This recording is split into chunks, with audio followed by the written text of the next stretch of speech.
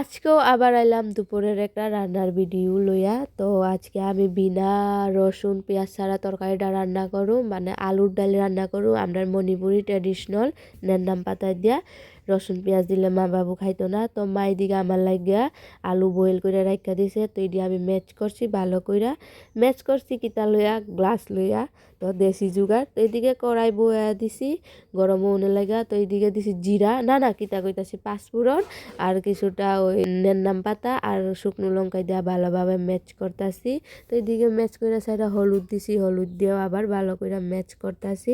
কইরা সাইডা আমি জল টল দিয়া গেছি ধনিয়া পাতা আননের লাগিয়া। আমরার ঘরের পিছনেই আছে ধনিয়ার বাগান। তো এখান থেকে নিতাছি কারণ আগে নেওন ভুলা গেছি গা। তো এদিকে তাড়াতাড়ি গিয়া আমি দুইয়া তরকারিতে দিয়া দিলাম। তো আমার তরকারিটা কেমন হয়েছে বলবেন সবাই। তারপরে আমি গেছি রেডিও ওনের লাগিয়া। আজকে আমি আর আমার বোন একটা ভিডিও বানামু। তো বোন আগে থেকে রেডি হয়েছে, তারপর আমি রেডি হয়ে গেছি। মা ওইদিকে আবুরে রাখবো, আমরা ভিডিওটা বানাবো।